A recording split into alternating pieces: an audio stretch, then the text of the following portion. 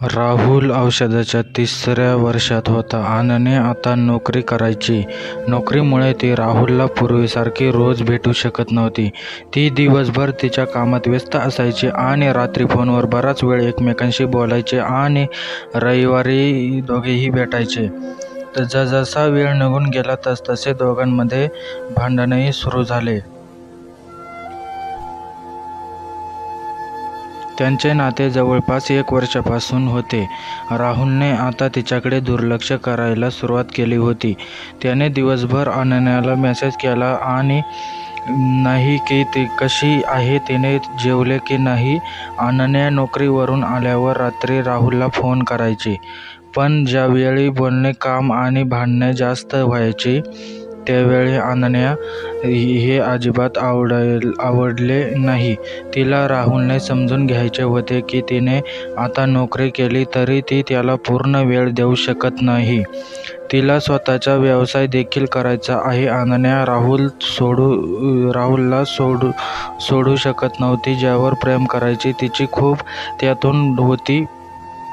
मग अनन्याला वाटले की आता ती ऑफिसमधून अर्ध्या दिवसाची सुट्टी घेऊन कधीतरी राहुलला भेटायला येईल. यामुळे त्यांच्यात भांडणही होऊ शकते आणि दोघे एकमेकांना वेळ देऊ शकतात.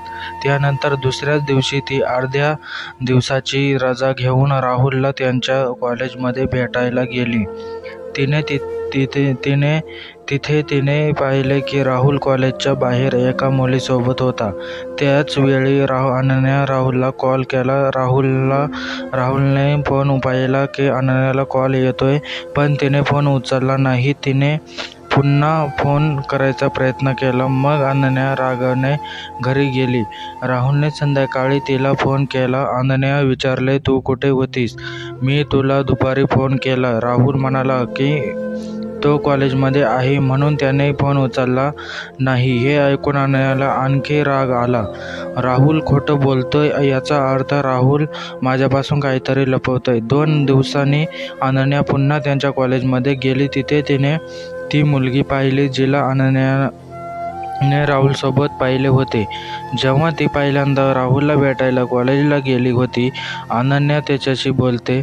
तो विचारतो, तू राहुलला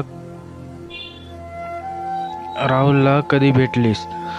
नेक्स्ट व्हिडिओ पाहण्यासाठी मित्रांनो आपल्या चॅनलला सबस्क्राईब करा. मित्रांनो तुम्हाला कशी वाटली स्टोरी कमेंटमध्ये नक्की सांगा. जे नवीन असतील या चॅनलवरती त्यांनी चॅनलला सबस्क्राईब करून घ्या. सबस्क्राईब करायला विसरू नका. व्हिडिओ कसा वाटला कमेंटमध्ये नक्की सांगा. व्हिडिओ लाईक करा, शेअर करा. मित्रांनो असेच नवीन स्टोरी आपल्यापर्यंत पोहोचेल. चॅनलला